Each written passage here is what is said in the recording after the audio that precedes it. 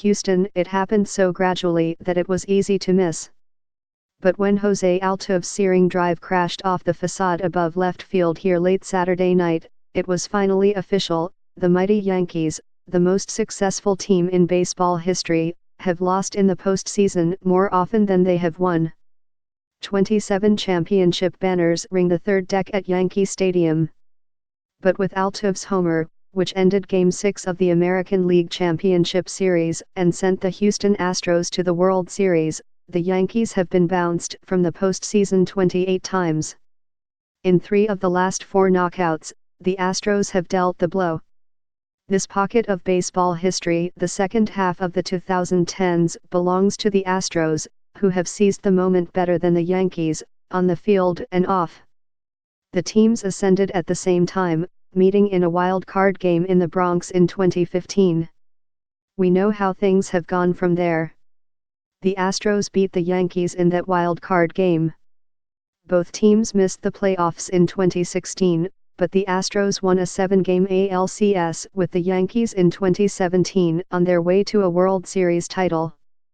The Boston Red Sox stomped both teams in the playoffs last year, but now Houston has restored order. They are the AL champions, and richly deserve the title.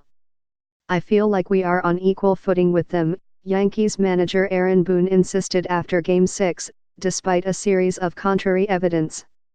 Unfortunately, sports can be a little bit cruel for the team that goes home. The Yankees were better this year than last year, Boone said, and he vowed to work diligently with the front office to make smart decisions this winter. Adversity will make them stronger, he said.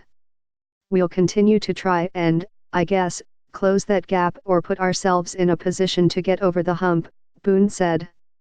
I know everyone in our room believes we will, and we'll have a lot of battle scars when we do finally get to the top of that mountain. The Yankees used to live on that mountain, other teams just rented, but the last 2 decades have muted their historical superiority.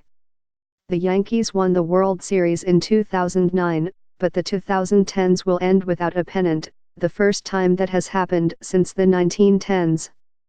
The dynasty of the early Joe Torre years, 4 titles in 5 seasons from 1996 through 2000, sparkles even brighter now for the way the Yankees reliably navigated a 3-tiered playoff format designed to give more teams a chance. But the standard still applies. You've got to win in October, said outfielder Brett Gardner, a free agent who is the last position player left from the 2009 champions. Obviously, we've got a long time to think about that before another October rolls around. The last 3 years, including this year, good team. Just, this time of year, you've got to beat great teams to move on. So why have the Yankees stalled out at good, without quite reaching greatness? First, context. They did win 921 games in the 2010s, topping 100 in each of the last 2 seasons. By rational accounting, that is great. But the Astros are clearly better, largely because the owner Jim Crane and general manager Jeff Luhnow have aggressively exploited this window of opportunity. We're pulling in the same direction, Altuve said during the ALCS, explaining that the front office honors the players' efforts by trying just as hard. They really feel responsible for backing us up and finding pieces to make this team better, even when people think this team can't be better. In 17 we got Justin, then last year we got Jarrett Cole, and now we've got Zach. It's really impressive what they're doing. Impressive is an understatement. The Astros have traded for a new ace each season: Justin Verlander, Cole, and Zach Greinke, and each cost 4 players and a lot of money. But each has been worth it. It would be foolish to question the effort of Yankees general manager Brian Cashman and his staff, or the commitment of the Steinbrenners, who have spent more than $1 billion on salaries in the last 5 seasons, roughly $400 million more than the Astros. But wealthy teams have the luxury of options, and it is fair to wonder if the Yankees have chosen the right ones. They entertained Patrick Corbin in free agency last winter but would not offer a 6-year contract. The Washington Nationals did, and now they are in the World Series. The free agent the Yankees did sign, J.A. Happ, was not deemed worthy of a postseason start, after a mediocre follow-up to his impressive cameo last summer.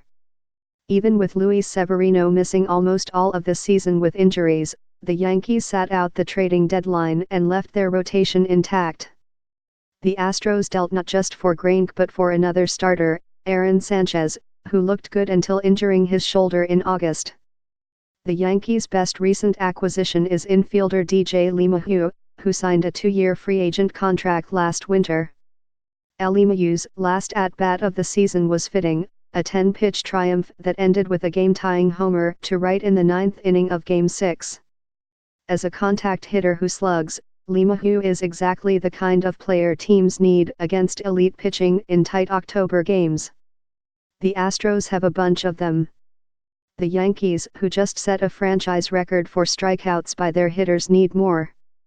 Mostly, though, they need starters they will allow to pitch deep into games, specifically Cole, who will be a free agent and should easily top the record contract for a pitcher, David Price's 10-year, $217 million deal with Boston. Here are the 7 pitchers who have ever signed contracts worth at least $175 million, Price, Clayton Kershaw, Max Scherzer, Greinke, Verlander, Felix Hernandez, and Steven Strasburg. 4. Verlander, Greinke, Scherzer, and Strasburg will be pitching in the World Series this week. Kershaw helped the Los Angeles Dodgers win pennants in 2017 and 2018. Price has been injured at times, but he also won the clinchers in the ALCS and the World Series last fall, both on short rest. The Yankees have not spent 9 figures on a starter since 2014, when they wisely signed Masahiro Tanaka for 7 years and $155 million. They have outspent the field for relievers Aroldis Chapman, Zach Britton, and Adam Ottavino, while asking for less of their starters than almost any other team. It is time to rethink the model. You watch the Nationals that are in the World Series, and these guys, obviously, with their rotation starters is still the way to go, Britton said after Game 6, acknowledging that the Yankees relievers were exhausted by the end. If you have a great bullpen, that only helps you.